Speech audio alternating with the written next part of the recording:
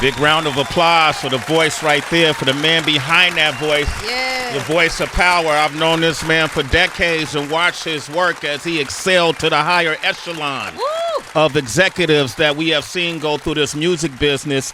Because of him, he's been able to assist many of megastars in their path into their careers to success. I'm just going to name a few that this man has worked with. He's a multimedia marketing maverick. He helped launch the groundwork for to legitimize the legacies of a lot of luminaries as producers, musicians, and recording artists. James Mtume is one of them, who he kindly helped us book him to be on this show prior to his passing. His family member, Damu Ntume, was a good friend of mine, a brother to me. Melba Moore, to name a few. AG, Al B. Shore, DMX, Mary J. Blige, Dionne Warwick, Beanie Man, Beverly Johnson, Big Daddy Kane, Bishop Weeks, Bishop Womack, Brownstone, Buddy McGirt. You know Buddy from the boxing world, Tracy. Of course. Foxy Brown. Come on, it keeps going. Grace Jones, Genuine. The list goes on. And ladies and gentlemen, we are blessed to have this man share his story and his journey of his life in the book. Before I let you go, I want to welcome him to the show. The one and only Angelo Ellerbee is here. Mr. Ellerbee. What an introduction, man. Angelo Ellerbee. The introduction does not do you justice.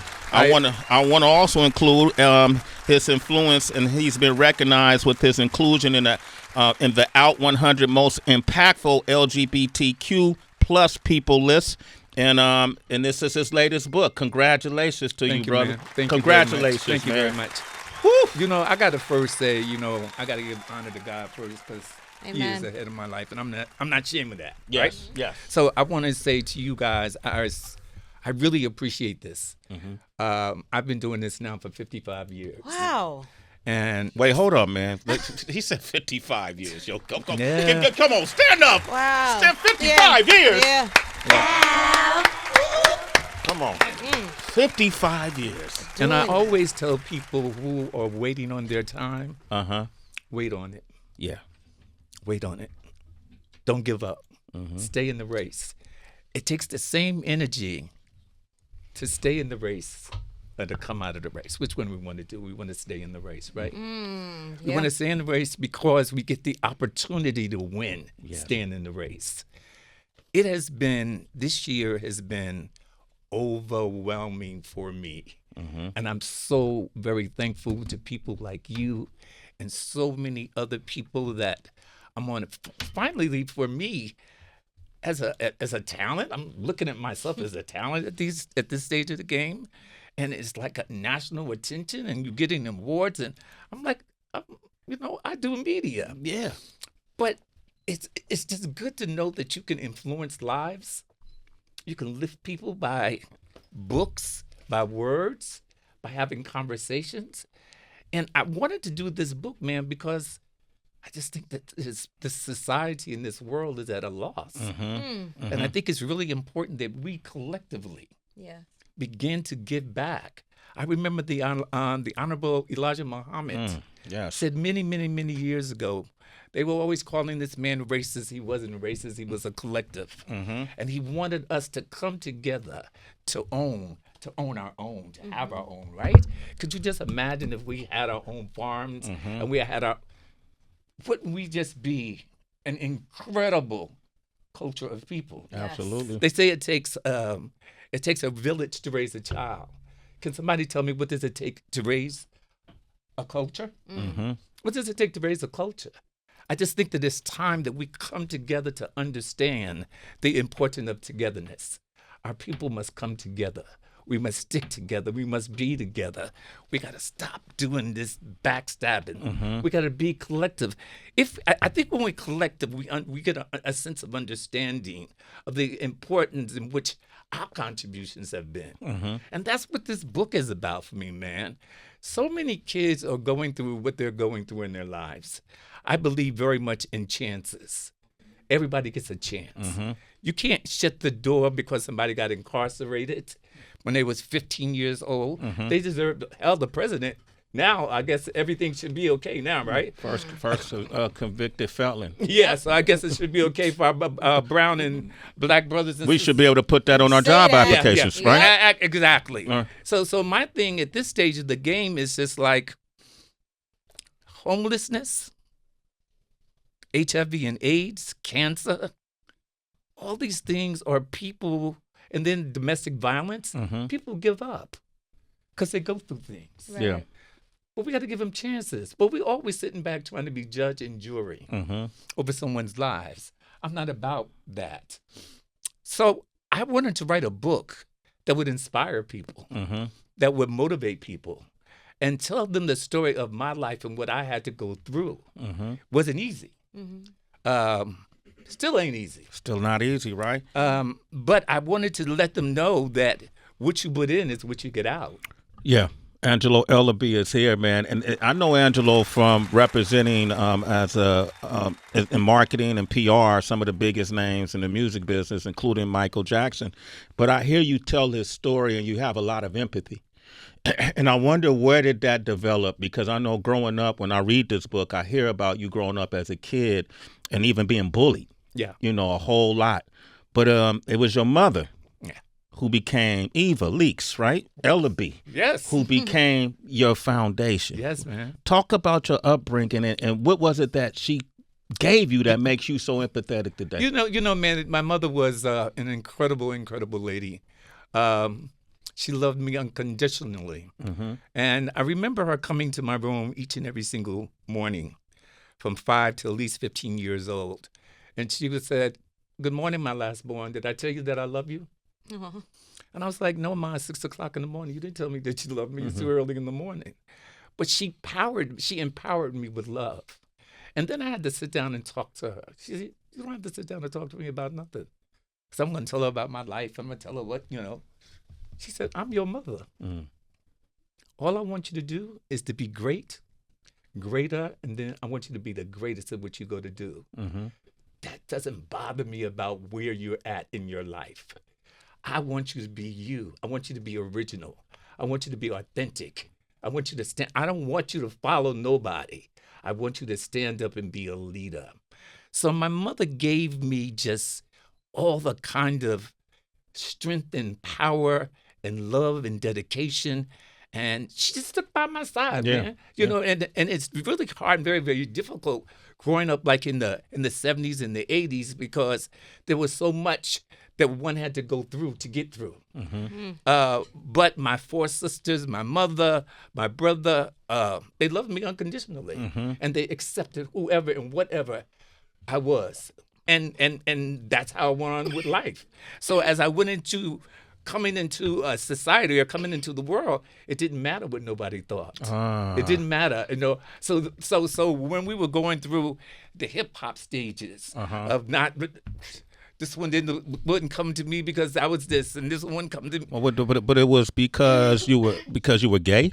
Oh yeah, absolutely. So in what year did you start seeing any kind of resistance because of that in the music business? Oh my God! It was in the early 70s. It was in the early 70s, and you know the thing that I learned, and that I love today about this man, James Mtume.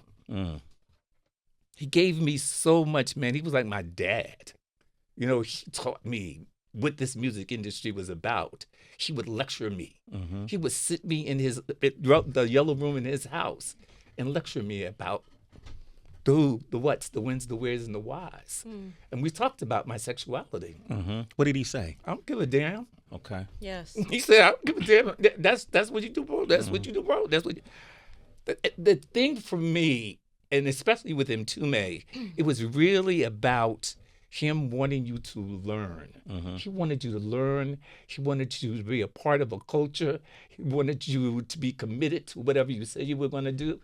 I'm doing music now because of Mtume.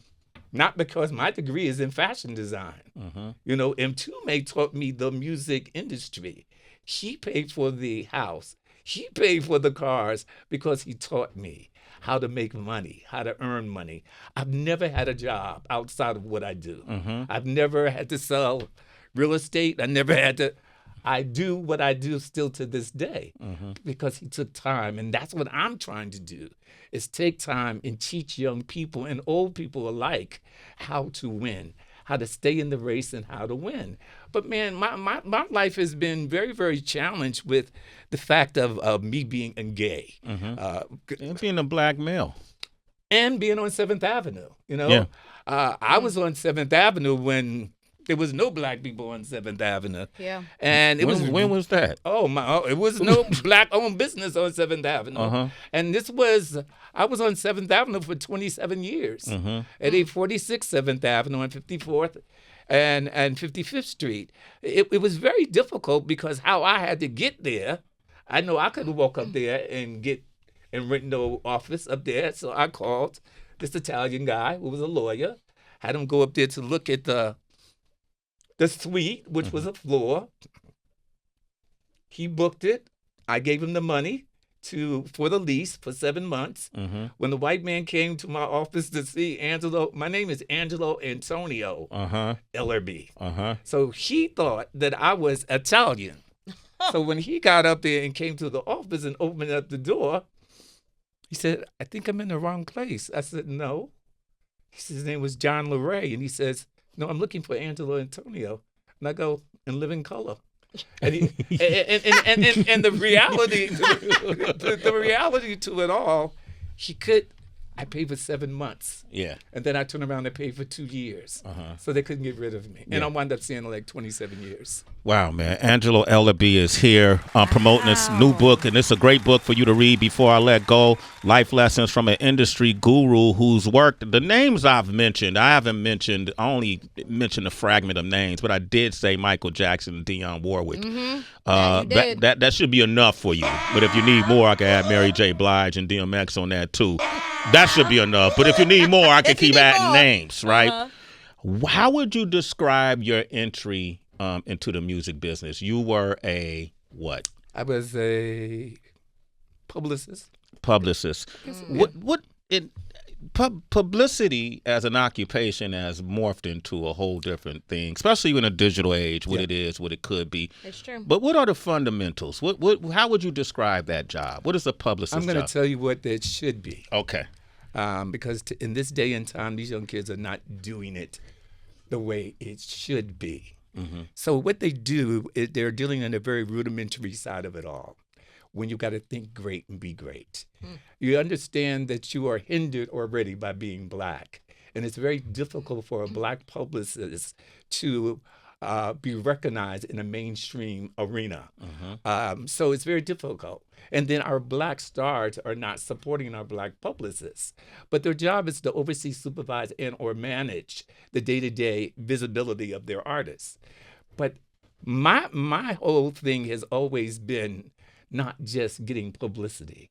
I remember many years ago in working with Mary, Mary J. Blige, y'all. Go ahead. MJB. He just dropped the M-bomb, Mary. I didn't read bios, man, and I don't listen to music.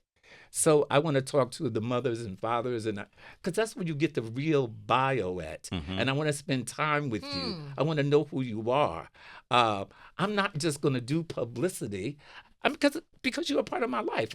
I want to know everything about you. And I want to work with you. I don't just want to get a check.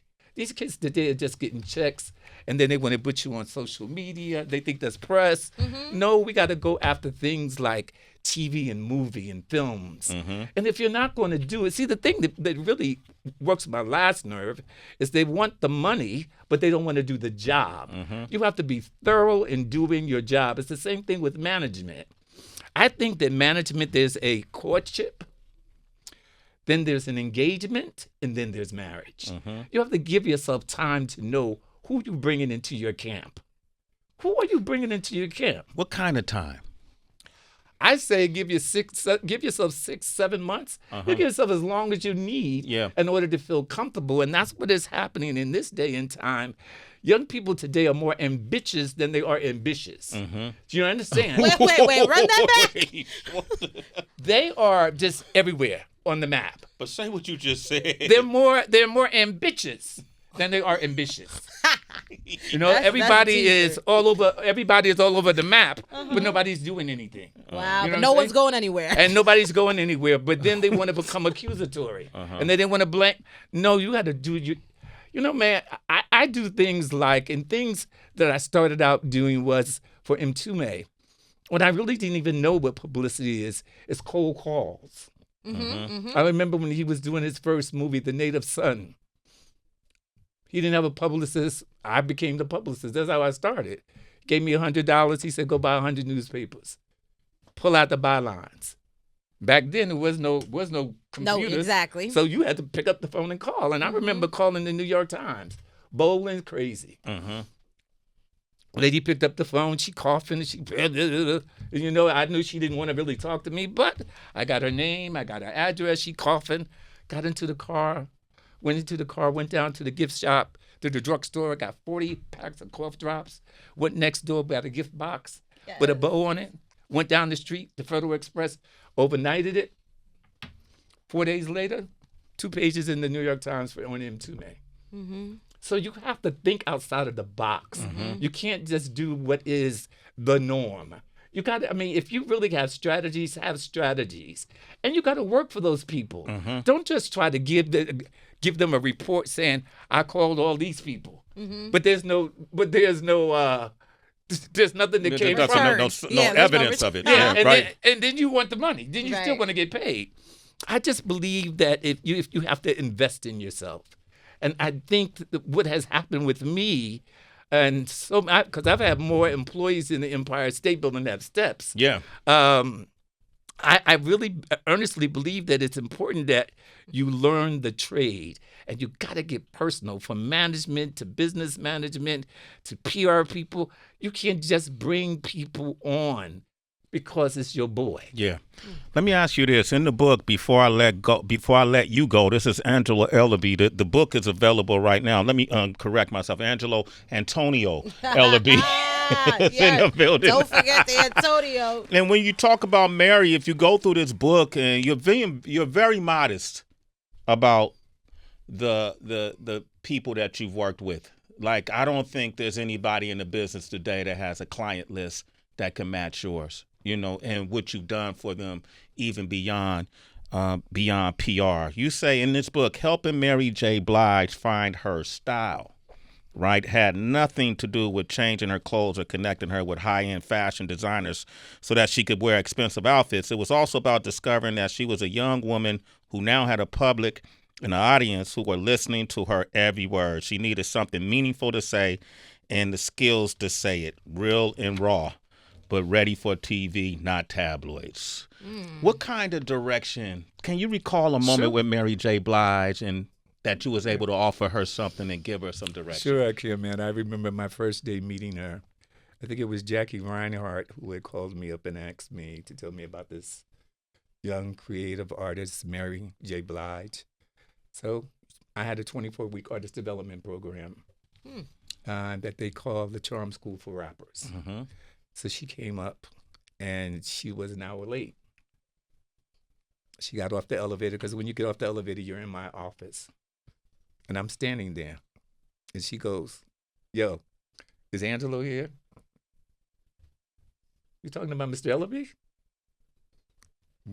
Whoever. Oh my. No.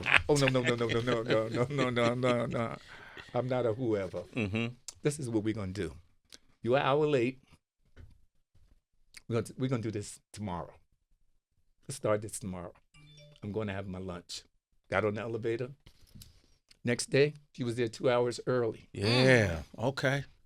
2 hours early. I believe how you start is how you finish. And then it was a relationship. We got into reading books. We got into writing. I showed her videos, all of her interviews. And today, I mean, this girl hated doing interviews. Hated interviews. Today, I mean, we're talking about what are we talking about? An Oscar-nominated actress? Yeah. So what I do is not instant coffee. It's brewed coffee. It takes time. It takes time. I like that. And you are part of her success DNA. Give them a big round of applause. I want to ask you another question. because I want people to understand the gravity of your work. Thank you, man. And the people who have worked with you. And I've seen it firsthand with DMX, right? And I've always seen you on Dapper and Debonair and the way you walk throughout your work. But I want to ask you about the 90s when Michael Jackson was start facing a lot of complications and a lot of these allegations that were going on against him. You were hired, right? Yes. You were called. Yeah. Who called you to help fix the image? It was Bob Jones, which was his senior VP of publicity. Uh-huh. And he had a lot of allegations, right? Oh, he had a whole lot of allegations. Yeah. And my whole thing is, man, the truth is never on strike. Mm-hmm. Tell me the truth. Don't tell me a lie. Don't give me a press release. Tell me what it is. Because if you tell me what it is, maybe I can fix it. Mm-hmm. But if you don't tell me what it is and you're going to lie to me, don't waste your time and don't waste my time. Did you talk to Michael direct? Oh, I did. How'd that conversation go? Do you know what, man? I'm laughing at this because he called the office. Uh-huh. And I answered the phone. And I thought somebody was joking around. So I hung up on him. Wow. And he called back. This time Bob called back. Said, Angelo, Michael just called your office. But that voice was not a squeaky voice. That was a hard voice. You know, it was like, it's Mr. Ellerbee. And I'm like, anyway, the nicest man, open and very honest. I said, this is what we need to do. I believe in going back to the scene of the accident. And so since it's children related, we need to come up with something that's children related. Let's create something called the Children's Choice Awards. And there was a plethora of entertainers that we had selected to give some awards to. But Michael was going to be the center, and we were filling this rotunda full of kids. And we did it at Cindy Center right across the street from my office. He was very honest and very open. Yeah. And give away the privacy of the conversation. I am going to say this, that he was very private and very open, very thankful. After we got the kids inside of the auditorium, it was like the parting of the seas. He dealt with what he needed to dealt with. He apologized, generally open to just apologize for whatever it was. And that's all we have to do. And I think when you apologize and you confront your situation, you're good. When you don't confront it and you lie and you go and mix up the truth, because again, the truth is not on strike. And I think that's what's going on now. And I think you understand what I'm saying. Yeah. That's what's going on now in hip hop. The truth is on strike. The truth is on strike in hip hop. And people need to be set free with the truth. Angelo Ellerbee is here, man. Give this guy a big round of applause. Wow. I want to talk DMX. Who was the first? Was he the first mega hip hop star to really accept your work, bring you in, or? So many. You don't know, right? Which, okay. What would you call Shabba Ranks? That was he's in the culture. He was Shabba Ranks. Yeah. Shabba. I mean, it was so many, man. But I really want to talk about X. Okay. Because I think people have this man so wrong. How so? Had a heart of gold. Okay. He had a heart of gold, man. I listen.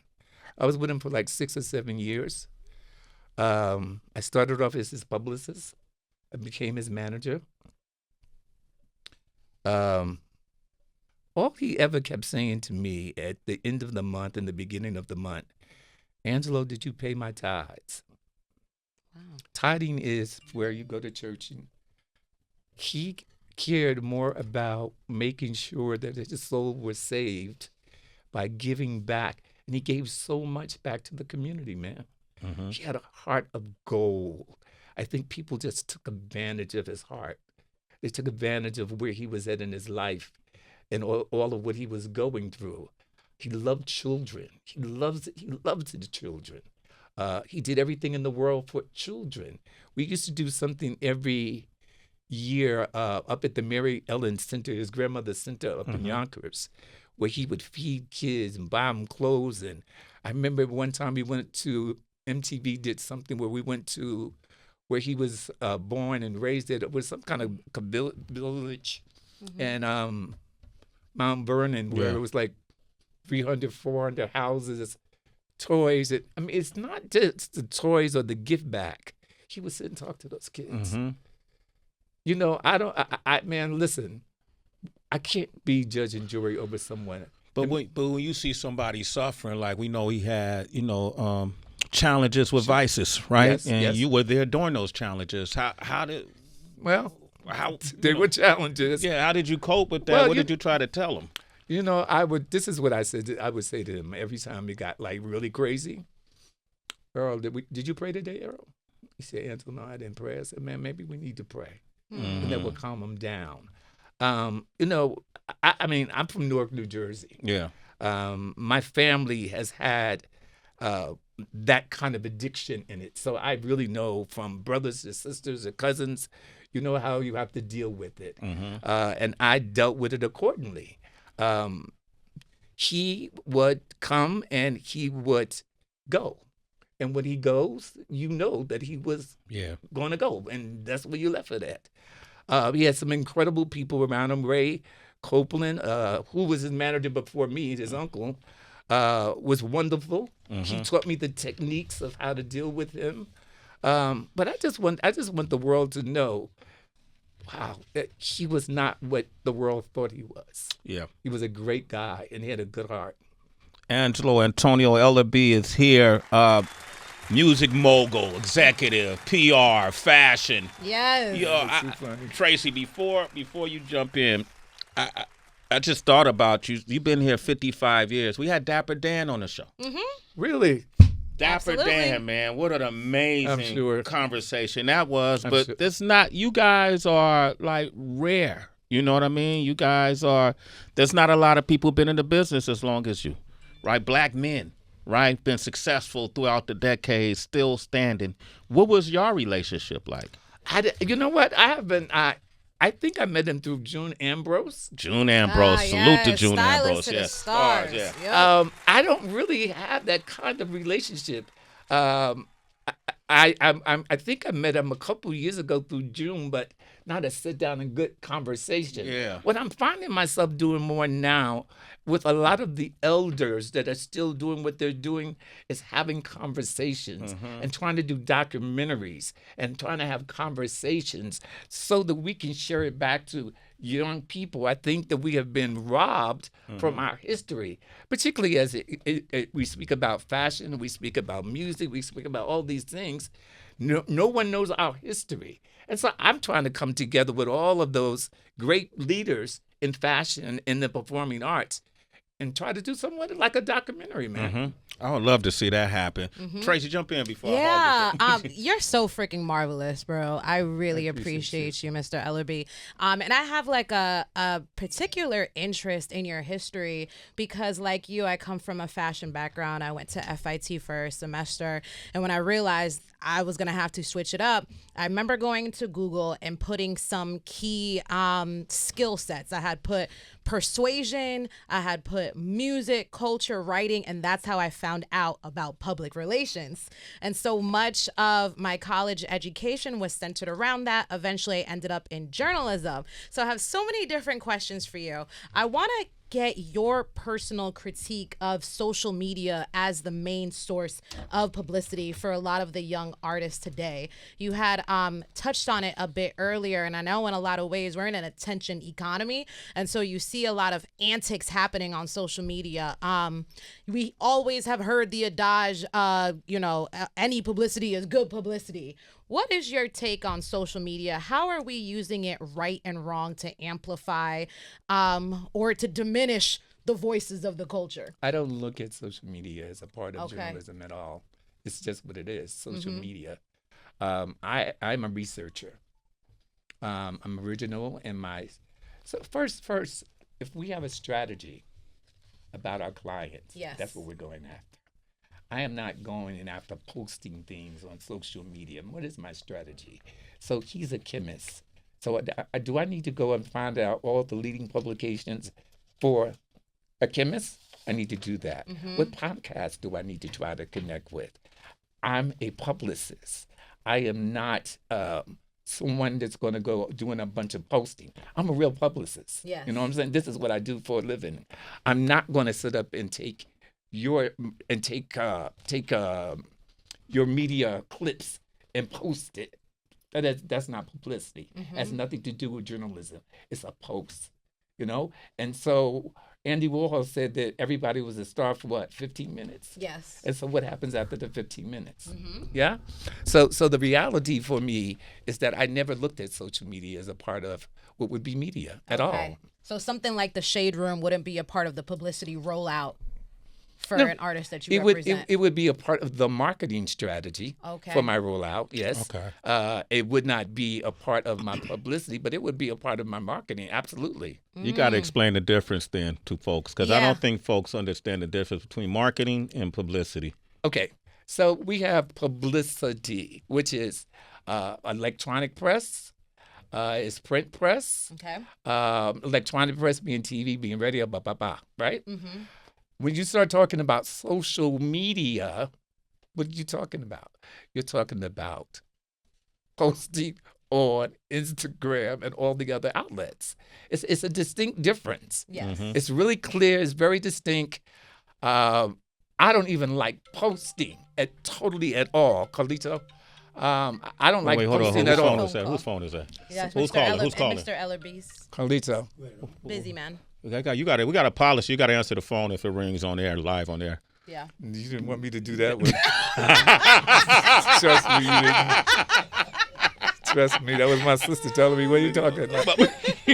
No, but so, and that's what I think the mix-up is with young people. You have to make a selection. You made your selection, journalists, right? Right. But young people today are ambitious. They don't know what PR is. They don't know what it is. They don't see the value. They don't see the value in it. They don't know what it is, but they're going to do it. They're going to do it because it's going to make some money for them. What is the value in PR right now? When everyone can have a microphone, create their own platforms, artists are also content creators now. In a way, it can kind of feel that the publicist gets X'd out of the equation. If you're thinking about someone's budget, they might focus more on their manager and their social media manager. What is the place of the publicist today? It should be third in command. That's what it should be. A lot of people do not accept and willing to accept the placement of a publicist.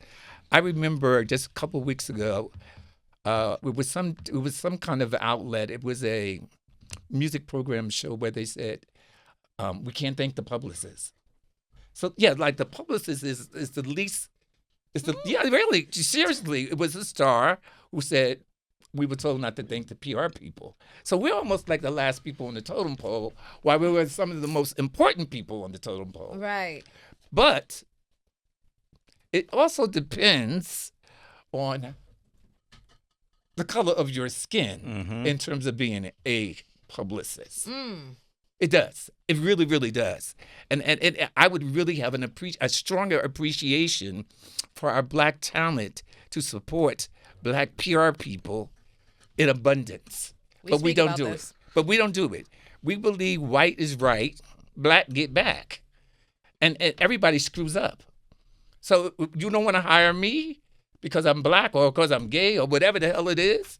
Well, they white, they gay, and they mess up too. So give us all a chance, is what I'm saying.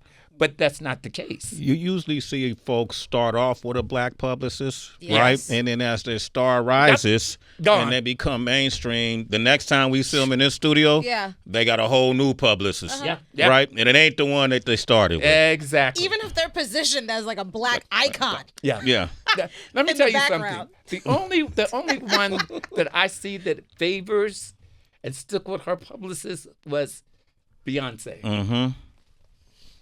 I don't know. Beyonce. Yvette Show, yeah. Yeah, B. Ready, B? I mean, it's like, but that's what I respect, though. Yeah. She started with her, and she's still with her. And she helped her to build her company. And that's what's important. Who's her publicist? Yvette Noel Shore. That's right, Yvette. Wow, round of applause. Yeah. I like that because people looking at this do not realize we've been talking Kelly Jackson and I talk about this all the time. We see the artists come in here, they got a black publicist. That publicist is working their ass off probably for next to nothing. And then the artists start growing and then they get these big deals. They get these sponsorships, these partnerships, and they get rid of the black publicist. Yes, Yeah. Next time they come in, they got a new one. Meanwhile, their homeboy that started out as their manager is still in the management seat. Yeah. So, I mean, you might want to consider that. That's just a message to artists. Yeah. You were one of the first people. You were included in the Out 100 Most Impactful LGBTQ plus people list, and you were one of the first people who didn't hide your sexuality. No. You know what I mean? And you were always fly out there. It didn't matter, right? I never even considered it, right? But that ain't always the case with our community. No, it's not. Talk about that. I love me some me. Yeah. I'm romantically in love with Angelo Ellerbee. Okay, I there love you go. me. All right. I think when you Like love that. you, when you love you, you can love somebody else, man. And I'm not ashamed of my lifestyle. Yeah. If my mother accept me and my sisters accept me, why do I give a damn about you accepting me? It doesn't matter to me. Keep your eyes out of my bedroom and put it in the boardroom, and you will find out how effective I am after 55 years. I don't care about what you think about my sexuality. I do care about what you think about my ability to be effective as a publicist or as a strategist or as a manager or as whatever it is that I go to do. So clearly for me, it's bothersome because I was strong. There's so many young kids out here that are not strong, man. That fall by the prey. They fall by the wayside because they're confused. And mothers and fathers and people and in the industry. I remember someone saying to me at Sony, I was sitting in a meeting. I was sitting in a meeting for M2, Sony Music. Yeah. Sony Music, the guy said to me, he said, "Oh, you speak so well." And I go, I was going to tell you the same thing. But the bottom line was, they did not want me there. And they used to tell him to me. And they would say to him, to me, is he? And Toombs would say, well, well, you know what he would say. Yeah. And so we talked about that, man. We talked about that because I find that is something that is really hurting so many people that want to go and grow in my community. They're afraid to be who they are. And I say you got to be original. You got to step on your own ground. I think it's accepting who you are. Yeah. And I think when you accept who you are, you're just better for it all. What's the message to the community though? Those who aren't accepting of you, you know. You know what, man? I really wish that I had an answer for that. Okay. I don't have an answer. That's for fair it. enough. That's real. I really don't have an answer for it. I want to ask you this, man. I named all these Grace Jones, Dionne Warwick. I'm naming all of these huge names you work with, man. What do you consider a milestone moment in your career? Right here, right now. Say word. Seriously. Wow. This interview has meant so much to me. You know why? Because I followed your career. Yeah. I saw your struggle. So what you had to go through. Black, white, all the other things that you had to do. And yet you still stand. That's why. Wow, man. Angelo Antonio Ellerbee, man. What? You didn't see that coming. I didn't see that. This guy's better than me. Publicist, yo, give it up. He's for been the doing it publicist. longer than me. I'm at my max right here. Wow. Who out of your clients, who do you have real friends? I mean, I know you're friends with them all, but who do you continue to speak with? I continue to speak each and every single morning to Dionne Warwick. Can you send my love, bro? You know what, man? I was at the Kennedy Center when she. What, the other year, I was there. Really? Yeah, when she got the Kennedy Center Award. Please send my love. I absolutely. I'm going to make sure I send you a bunch of her stuff. 'Cause Okay. She got some marketing stuff that she's doing. I talked to Cool like. Cool and the gang. Cool provided us with his alcohol for our year-end party. He sponsored our year-end party. All right. Champagne. Okay. Yeah. Who else, man? Who else? You know, I don't know. It's I just talked to them all, man. Melba Moore? I talked to Melba. Melba, come on up, Melba. Well, we can make Man, that happen. no, but please come up. I want to see your smile in this room. But you know, there's a lot of authors. There's a lot of lecture people that lecture. It's not all about, for me, the artist anymore. Right. It's really about trying to just help people get. You know, so many people live in a vacuum where they believe that they're not important anymore. Mm-hmm. And what I try to do is I really try to nudge them. I try to inspire them. I try to say, you have no expiration date on your life. Mm-hmm. Why are you giving up? Somebody asked me when I was going to retire. I said, I'm still getting checks. I ain't retired. I know that's right. What am I retiring from? Mm-hmm. So, the thing is, man, I just want to see people helping people to help people. That's at the end of the day, man. Angelo Antonio Ellerbee. The book is called Before I Let You Go. Life Lessons from an Industry Guru. Amazon #1 bestseller. Before you go, Mr. Ellerbee, are PR couples a real thing? What? PR couples where two people are in a relationship so they can take advantage of the collective attention they're going to garner because their publicist had a coffee date and said, yeah. Oh, when they put together a put together couple. Yes. Like, I'm going to put this star with this star and make a super couple. Uh-huh. Let's not hope that happens, right?